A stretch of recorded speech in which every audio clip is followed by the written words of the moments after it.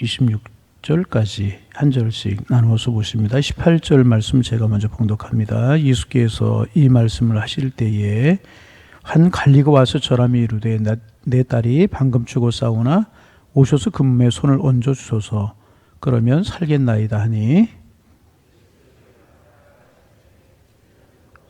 12해 동안이나 혈증으로 앓는 여자가 예수에 들어와서 그 겉옷과를 만지니 예수께서 돌이켜 그를 보시며 이르시되 딸아 안심하라 내 믿음이 너를 구원하였다 하시니 여자가 즉시 구원을 받으니라.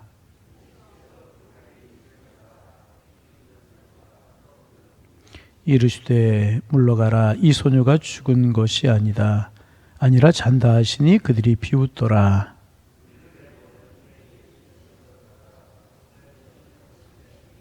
함께 보십니다. 그 소문이 온 땅에 퍼지더라. 아멘. 우리가 이제 어제 그제 아침에 나눈 것처럼 예수님께서 마태의 집에서 세례 요한의 제자들과 함께 토론을 이제 하고 계셨습니다. 당신의 제자들이 왜 금식하지 않습니까? 신랑이 있을 때는 금식할 때가 아니다. 그런 말씀. 생기배 조각을 그 배 조각에 붙일 수 없다. 세수는 세수부대에 담아야 된다. 이런 말씀을 이제 하시고 계셨어요. 우리가 분위기를 짐작할 수 있잖아요. 세리들 또 바리새인들 있었고 세례 요한의 제자들이 와서 묻고 있었고 예수님께 대답하시고 이런 분위기였었습니다. 그런데 이제 한 사람이 이제 예수님 앞에 달려 나옵니다. 관원이라고 그렇게 관리라고 소개하고 있는데 본문에서 예수님 앞에 나와서 내 딸이 죽었습니다. 그런데 그 몸에 손을 얹어 주시면 내 딸이 살겠습니다. 그 말이 뭐예요? 우리 집으로 오셔서 내 딸의 손을 얹어서 고쳐주시고 살려주옵소서 이런 요청을 이제 한 것입니다. 오늘 한 관리라고 그렇게 이제 말씀을 하고 있는데 원어의 뜻을 보면 통치자, 지배자 이런 뜻을 가지고 있는 말이 이 관리라고 하는 그런 말입니다. 그러니까 이 사람이 유대의 고급 관리였던 것을 우리가 알 수가 있어요. 그런데 이제 같은 말씀이 마가복음 5장 22절 이하에 있어요. 이 사람이 누구냐? 회당장이었던 것으로 야이로 누가복음에 보면 야이로였던 것으로 그렇게 기록을 하고 이제 있습니다. 회당장이란 유대의 장로들 중에서도 특별히 뽑힌 사람들을 말합니다. 지금 교회나 이제 성전에 해당하는 당시 유대인의 회당에서 모든 실무를 책임지고 있는 지체 높은 종교 지도자가 이제 이 사람이었었습니다. 그 말을 관리라고 오늘 본문에서는 마태는 그렇게 표현하고 이제 있는 것입니다. 그런데 대개 이 회당장이나 이 바리새인들 이런 사람들은 예수님에 대해서 비판적인 시각을 가지고 있었던 그런 사람들입니다. 왜냐하면 자기들의 전통적인 종교를 무시하고 혼란케 한다. 예수님이 기적을 행하시고 능력을 행하시자 많은 사람들이 예수님을 따라다녔잖아요. 많은 사람들이 예수님께 집중을 했잖아요. 그러니까 자기들의 전통적인 종교를 무시하고 혼란케 한다고 생각을 했기 때문에 회당장이나 이 바리새인들 예수님에 대해서 비판의식을 가지고 있는 사람들이 대부분이었습니다. 그런데 그럼에도 불구하고 예수님께 공개적으로 예수님을 비판할 수는 없었습니다. 왜냐하면 지금 예수님께는 실제적으로 기적과 능력이 일어나고 있잖아요. 많은 사람들이 그것을 보고 있지 않습니까? 그리고 예수님께는 범할 수 없는, 범접할 수 없는 고미한 인격이 풍겨나고 있었기 때문에 비판적인 의식을 가지고 있었지만은 대놓고 비판할 수 없고 그랬다는 것입니다. 속으로는 싫어하면서도 겉으로는 어떻게 할 수 없는 불편한 관계가 이 바리새인이나 회당장들이나 예수님과의 관계가 이 당시의 관계였었던 것입니다. 그런데 그런 회당장이 그런 종교 지도자 중에 한 사람이 갑자기 예수님 앞에 달려 나온 것입니다. 그리고 무릎을 꿇고 간구하는 것입니다. 사랑하는 자기의 딸이 죽었으니 살려달라고 간구하고 있습니다. 이제 누가복음 8장 42절 이하에 보면 이 딸이 하나밖에 없는 외동딸이었었고 12살쯤 되었던 것으로 이제 그렇게 기록하고 있는데 이 딸이 죽은 것입니다. 여러분, 사람들은 누구든지 죽음 앞에 숙연해지고 진실해지게 되는 것입니다. 죽음을 거부할 수 있는 사람은 아무도 없기 때문에 그렇고요. 뭐라고 해도 죽음이 가장 큰 인간의 슬픔인 것입니다. 그러게 죽음 앞에서 신실해지고 숙연해질 수밖에 이제 없는 것입니다. 유대인의 고급 관리였었고 종교 지도자인 회당장이었었지만은 12살 된 사랑하는 외동딸의 죽음 앞에서 절망감을 느낄 수밖에 없었던 것입니다. 아마도 그가 가지고 있었던 지위로 보나 여건으로 보아 안 가본 곳이 없었을 거예요. 이 딸을 데리고 이 딸을 위해서 안 가본 곳이 없었고 안 만나본 의사가 없었고 그랬을 것입니다. 쓸 약을 다 써보았을 것입니다. 여러분 그렇지 않겠어요? 딸이었었어요. 지체 높은 사람, 어느 정도 경제력도 있지 않았겠습니까? 안 가본 곳이 없었을 것이라는 것입니다. 그러나 길이 없었어요. 고칠 방법이 없었다는 것입니다. 19절에 보면 방금 죽었다고 되어 있는데 마가복음이나 누가복음의 기록을 종합해 보면 막 숨이 끊어지려고 하는, 숨이 넘어가려고 하는 그런 상태였었던 것 같아요. 차라리 죽었으면 포기합니다. 그러나 숨이 끊어지려고 할 때 부모의 마음이 이때 제일 아픈 것 아니었겠습니까? 그런 상태였었다는 것입니다. 그래서 이 사람이 예수님 앞에 급한 마음을 가지고 뛰어온 것입니다. 예수님, 내 딸이 죽어가고 있습니다. 방금 숨이 끊어지려고 합니다. 그 몸에 손을 얹어 주옵소서, 안수해 주옵소서. 그러면 살 수 있을 것 같습니다. 주님 불쌍히 여겨 주옵소서. 얼마나 절박하고 얼마나 간절한 심정으로 예수님 앞에 간구했겠습니까? 이때 아이의 죽음 앞에서는 체면도, 자존심도, 자기의 종교적인 입장도, 자기의 주의도 다 버린 거예요. 이들 회당장 바리새인들과 예수님과의 관계를 제가 말씀드렸잖아요. 불편한 것들, 그런 것들 다 뒤로 한 거예요. 예수님 앞에 그런 것들 다 버리고 뛰어 나온 것입니다. 그러자 19절에 보면 예수님께서는요, 이렇다 저렇다 말씀하지 아니하셨어요. 그렇죠? 19절에 보면 읽어볼까요? 19절을 같이 한번 읽어봅니다. 예수께서 일어나 따라가심에 제자들도 가더니 이렇다 저렇다 말씀하지 아니하시고요, 일어나서 따라가셨습니다. 여러분, 여기서 우리의 신앙과 믿음을 한번 생각해 볼 필요가 있어요. 우리가 처음 주님 앞에 나올 때를 한번 생각해 보세요. 주님 앞에 처음 나올 때, 예수 처음 믿을 때 무엇을 알아서 우리가 주님 앞에 나왔겠습니까? 아니잖아요. 믿음이 있어서 왔나요? 아니잖아요. 예수님이 누구신지 알아서 구주라고 하는 사실을 알아서 나왔나요? 아니잖아요. 하나님이 살아계신다는 사실을 알아서 나왔나요? 아니라는 것입니다. 내가 하나님의 자녀라고 하는 사실을 알아서 나온 사람 아무도 없습니다. 그래서 교회에 처음 나오는 동기를 보면 여러 가지가 있을 수 있지만은 원치 않는 일이 생겨서, 구체적으로 이야기하면 질병이 들었거나 실패했거나, 사랑의 실패, 사업의 실패, 감당할 수 없는 어떤 질병, 내가 하던 일에 좌절이 있고 세상에 버림받고 이제 갈 곳이 없어서 오는 그런 경우들이 많이 있지 않습니까? 겉으로는 그것이 우리가 볼 때 느껴지지 않고 아닌 것 같지만은, 말하지 않지만 다 그런 심정을 가지고 주님 앞에 나오는 것이 보통이지 않습니까? 다 이 사람과 이 회당장 이 야이로 이런 심정으로 주님 앞에 나오는 경우가 많이 있다는 것입니다. 그런데 여러분, 여기에서 우리가 발견할 수 있는 놀라운 사실이 하나가 있지 않습니까? 무엇입니까? 어떤 동기로 왔던지 어떤 이유로 왔던지 예수님께서는 다 받아주신다는 거예요. 여러분, 반복되는 이야기지만 예수님께 나왔던 사람들 보세요. 예수님께서 따지고 과거를 물으시고 너 어떤 사람이냐, 너 어떤 일을 했느냐 이렇게 물으신 적이 있으셨습니까? 한 번도 없어요. 오늘 본문의 중간에 12해를 혈중을 앓고 있던 여인 만나는 장면인데, 어떤 여인이냐, 너 과거가 어땠냐 묻지 아니하시잖아요. 여러분 그렇잖아요. 중풍병이든 중풍병 나병 환자 우리가 8장에서 다 봤잖아요. 과거가 어떠냐, 내 마음이 어떠냐 이런 거 따지거나 묻지 않으셨다는 것입니다. 예수님 앞에 나온 그 사람들 어떤 동기로 나왔든 예수님께서는 다 그들을 영접해 주시고 받아주셨다는 것입니다. 이 사람 과거 물으셨나요? 예수님께 대해서 어떤 마음 가지고 있나 물으셨나요? 적대적인 관계 가졌느냐 이거 물으셨나요? 지위 물으셨나요? 물으시지 아니하셨어요. 주님은 일어나시고요, 따라가셨어요. 그리고 마지막에 보면 이 딸의 손을 잡아 일으키셨어요. 고쳐주셨어요. 살려주셨습니다. 여러분, 이 주님 우리에게도 묻지 아니하셔요. 너 과거에 어땠어? 너 어떤 마음 가지고 나왔어? 따지거나 묻지 아니하십니다. 거룩하냐 깨끗하냐 그런 거 묻지 아니하십니다. 가졌느냐 못 가졌느냐, 배웠느냐 못 배웠느냐 절대로 묻지 아니하십니다. 주님은 우리의 모습 그대로 받아주시는 줄로 믿습니다. 간절한 마음으로 사모하는 심령으로 주님 앞에 나아가면 주님은 받아요. 여러분 생각해 보세요. 이 사람 예수님 앞에 나온 동기가 예수님 때문이었을까요? 딸 때문이었을까요? 예수님 때문이라고 하는 것도 틀리지 않지만 사실은 딸 때문이었습니다. 딸을 고쳐주옵소서. 이 마음 가지고 예수님 앞에 나온 것입니다. 그러나 그가 예수님 앞에 나와 무릎 꿇고 절하는 순간 그것이 회개하는 마음이었다는 거예요. 그것이 회개하는 마음이었다는 것입니다. 당신이 오셔서 우리의 아이의 몸에 안수해 주시면 낫겠습니다. 이 믿음이 이 사람에게 있었던 것입니다. 그리고 예수님께서는 그것을 보시고 그 단순한 믿음, 절박한 믿음을 보시고 따라가셨고 그 딸의 아이를 살려주시고 고쳐주셨다는 것입니다.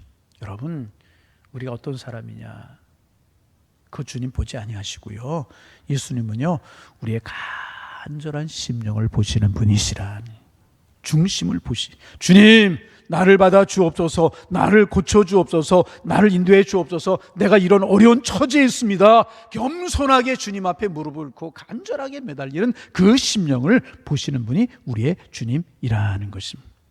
절망 중에 있습니다. 어려움 중에 있습니다. 내가 주님 앞에 나왔습니다. 이것을 보시는 주님이, 내가 그래서 주님 앞에 나왔습니다. 그것 하나 보시는 분이 우리의 주님이시라는 것입니다. 그래서 주님은 과거를 묻지 아니하시고 왜 과거에 너 그랬느냐 따지지 아니, 그냥 받아주시는 분. 내 아들아, 내 딸아. 그리고 조용하게 우리의 문제를 해결해 주시는 분이 우리의 주님이시라는 것입니다. 여러분, 이 주님 바라보시기를 바랍니다. 이 주님 의지하시기를 바랍니다. 이 주님 앞에 우리가 할 건 뭐예요? 간절한 심령을 가지고 나아가기만 하면 주님 우리의 있는 모습 그대로 우리를 받아주신다는 거예요. 그대로를 봐요. 그러니 여러분, 우리가 신앙생활하는 것이 얼마나 은혜고 얼마나 축복이냐 그 말이에요. 여러분, 오늘 아침에도 나오셨는데 간절한 마음으로 여러분의 사정과 여러분의 형편과 여러분의 처지를 주님 앞에 하려면 주님 그 모습 그대로 받아주시고 주님의 때에 주님의 시간에 응답해 줄 줄로 믿습니다. 문제가 뭐예요? 내가 어떤 사람이냐 보다는 더 중요한 게 내가 어떤 마음을 가지고 있느냐, 그것이 중요하다. 오늘 우리가 기도할 때 이 간절한 마음, 우리가 주님 앞에 나올 때마다 간절한 심령 되어서 주님과 만나는 영적인 교제, 주님의 사랑 경험하며 살아가신 여러분들 되실 수 있기를 주님의 이름으로 축원합니다. 그리고 예수님께서 이 사람의 뒤를 따라가는데 가다가 뜻하지 않은 사건을 만나게 이제 되었습니다. 12해를 혈류증으로 앓고 있었던 한 여인을 만나게 이제 되는 것입니다. 여인이 옷자락에 손을 대는 이런 사건들. 이 사건은 이제 우리 내일 모레는 부목사님들이 인도하시니까 월요일 날 아침에 이 사건 우리가 묵상하기로 하고 뛰어넘어서 예수님께서 이 회당장의 집에, 이 사람의 집에 이제 가셨습니다. 그리고 그 이제 아이를 고쳐주시는 그런 장면이 이제 나오는데, 그러니까 이 숨이 막 넘어가고 있었어요. 넘어가고 있었는데 가시다가 이 여인을 만나서 이야기하고 고쳐주시고 그러라고 잠깐 지체하셨어요. 그리고 이제 이 회당장의 집에 이제 가서 보니까 아이가 죽었습니다. 아이가 죽은 것입니다. 23절에 보니까 23절 우리 같이 한번 읽어보실까? 23절을 소리 내서 읽어봅니다. 예수께서 그 관리의 집에 가서 피리 부는 자들과 떠드는 무리를 보시고, 이제 그렇게 되어 있습니다. 여러분, 회당장이 이제 이 관리가, 야이로가 이제 예수님을 찾아왔을 때는 이제 아이가 죽어가고 있었을 때였었고, 예수님께 그 집에 도착하셨을 때는 소녀가 그만 죽고 만 것입니다. 문맥을 보면, 세보금서를 종합해 보면 그렇게 된 것입니다. 그런데 당시 유대인들의 전통에 따르면, 유대인들의 잘 좀 들어보세요. 유대인들의 전통에 따르면 사람들이 죽었을 때 세 가지 의식을 했다고 그래요. 유대인들은 사람이 죽으면 세 가지 의식을 했다고 이제 그래요. 예전에 우리나라에서 이제 병원에서 지금 요즘 장례식장이나 병원에 장례를 하고 그러지만 옛날에 집에 장례했잖아요. 그럼 옛날 어른들도 어려서 봤어요. 이렇게 등을 달아요, 집 앞에다가. 여러분 기억나십니까? 근조 뭐 그래가지고 등을 달고, 그 다음에 안 믿고 그런 사람들 이제 샤머니즘적인 의식으로 밥을 해놓고 집신을 신고, 그 황천길을 가는 길이 힘들고 어렵기 때문에 밥을 먹고 이 밥 먹고 신발 갈아 신고 집신 신고 걷다 돈을 놔요. 동전 같은 거, 그런 거 여러분 보셨죠? 그 이제 그 노잣돈 가지고 가라, 그런 의미가 있었다고. 몇 가지 우리나라 예전에 이제 샤머니즘적인 그런 바탕 안에서 했던 것처럼 유대인들이 사람이 죽고 나면 세 가지를 했다고 그래요. 첫째는 뭐냐 하면 슬픔을 표시하기 위해서 옷을 찢었다고 그래요. 옷을 찢었고, 두 번째는 뭐냐 하면 통곡을 했다는 것입니다. 그래서 울음이 잘 나오지 않는 경우는 돈을 주고 사람을 사서 대신 울게 해줬다는 거예요. 그렇게 통곡을 하며 슬픔을 표시했고, 세 번째는 뭐냐 하면 이제 피리를 불면서 애도를 했다고 그래요. 피리를 불면서 애곡을 하고 애도를 했다고 이제 그래요. 오늘 23절에 보세요. 그 관리 집에 가서 피리 부는 자들과 떠드는 무리를 보셨다. 이게 뭐예요? 아이가 죽었다는 거예요. 이미 죽어서 피리를 불고 떠들고 헌화하고, 예전 성경에는 헌화하는 무리를 보셨다. 그렇게 되어 있죠. 지금 피리를 불고 아이가 죽은 거예요. 잠깐 죽은 것 같았던 것이 아니고 이제 죽은 것입니다. 분명히 죽은 것입니다. 그때 예수님께서 말씀하셨어요. 24절 우리 같이 한번 읽어볼까요? 24절 읽습니다. 이르시되 물러가라. 피리 불고 떠들고 헌화하는 이런 사람들, 애곡하고 통곡하고 이런 사람들 물러가라, 그렇게 말씀하신 것이죠. 그리고 말씀하십니다. 같이 읽어요. 이 소녀가 죽은 것이 아니라 잔다 하시니 그들이 어땠다고요? 비웃더라. 왜? 분명히 죽었다는 거예요. 소녀가 죽은 것이 아니라 잔다 그랬더니 비웃었다는 것입니다. 여러분, 예수님께서는요, 사람의 죽음을 죽음으로 보지 아니하셨어요.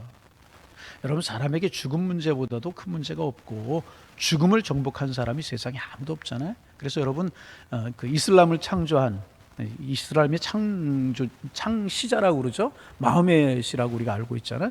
마흐멧이 자기는 죽지 않을 거라고 그랬어요. 그런데 그도 사람이니까 죽었잖아요. 그의 제자 중에 오만이라고 하는 사람이 있어요. 오만. 참 이름도 오만해요.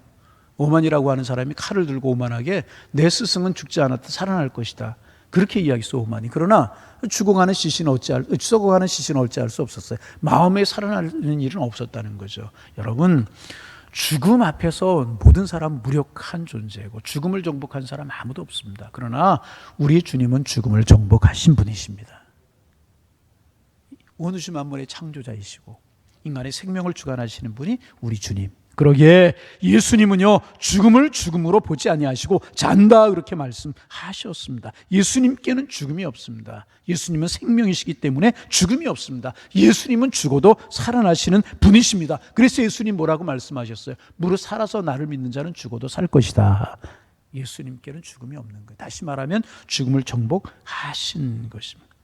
예수님은 죽은 나사로 살리셨잖아요. 오늘 야이로의 딸을 살리셨잖아요. 예수님은 생명이시라는 것입니다.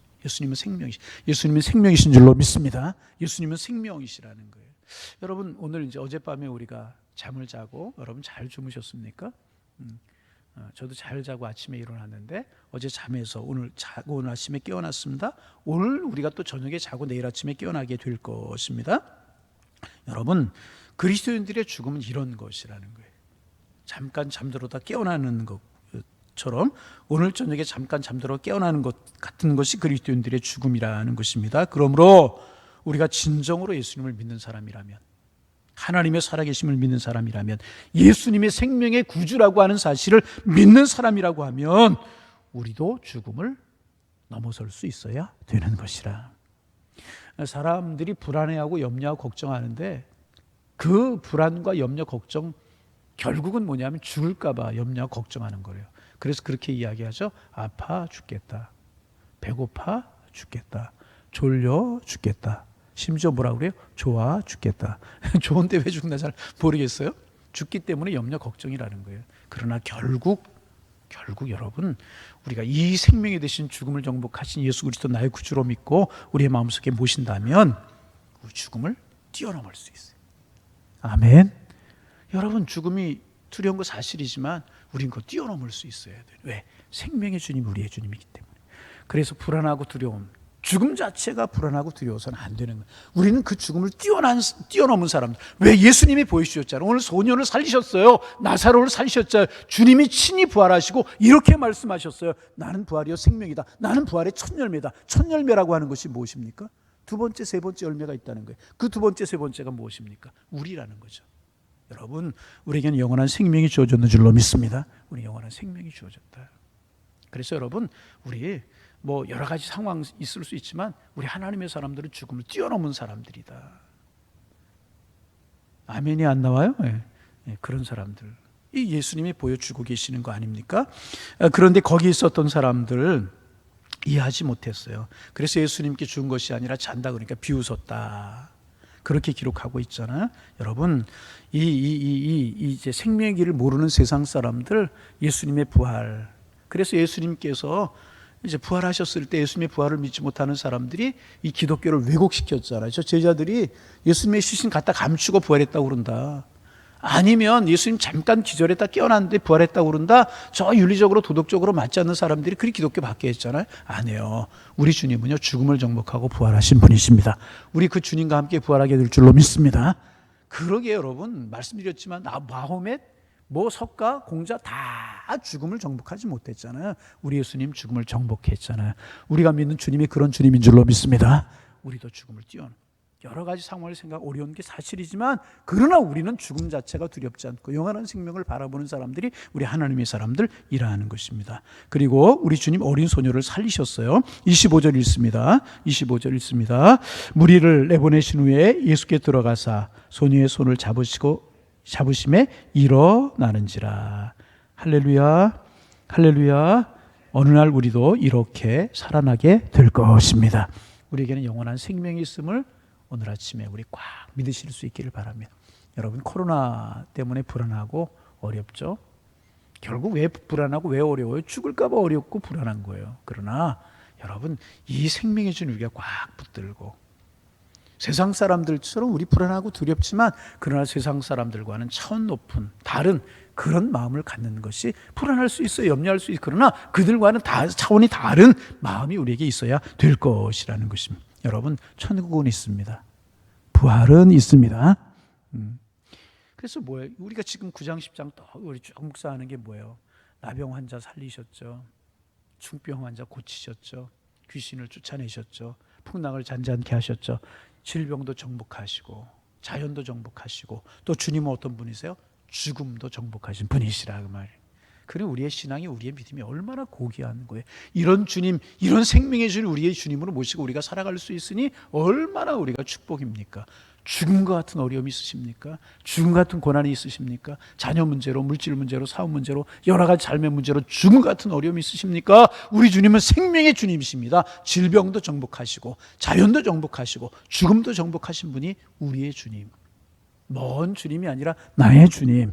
이 주님과 함께 주님 주시는 축복 속에서 주님이 정복하시는 그 축복의 은혜를 누리며 살아가는 은혜가 우리에게 있으셔서 오늘도 세상에 살지만 세상 사람들과는 다른 생각을 가지고 차원 높은 곳을 바라보며 하늘나라를 보며 살아가셔서 우리의 삶이 주님 앞에 당당한 삶이 되실 수 있기를 주님의 이름으로 축원합니다. 축원합니다. 기도하겠습니다. 하나님, 죽음까지 정복하신 주님 묵상하며 오늘도 하루를 시작합니다. 이 주님의 은혜가 우리의 마음속에 머무르게 하셔서 같은 세상을 살지만 다른 세상을 살게 하시고, 같은 고난을 당하지만 고난을 당하는 자세가 다를 수 있도록 인도하여 주셔서 당당한 삶을 살아가는 저희가 될 수 있도록 인도하여 주옵소서. 과거를 묻지 아니하시고 어떤 마음을 가지고 어떤 간절한 심령으로 주님 앞에 나왔느냐, 어떤 믿음을 가지고 있느냐, 주님은 그것을 보시는 분이신데, 오늘도 믿음으로 간구하고 믿음으로 기도하고 믿음으로 주님 앞에 나아가는 저희들 되게 하여 주옵소서. 기도의 제목들을 가지고 나왔습니다. 기도의 문이 열려 깊이 기도하게 하시고 생명의 주님과 함께하는 이 새벽 시간 될 수 있도록 도와주시고, 오늘 하루도 주님과 동행하는 축복의 날, 은총의 날 되게 하셔서 감사와 기쁨이 넘치게 하여 주옵소서. 예수님의 이름으로 기도하옵나이다. 아멘. 하늘에 계시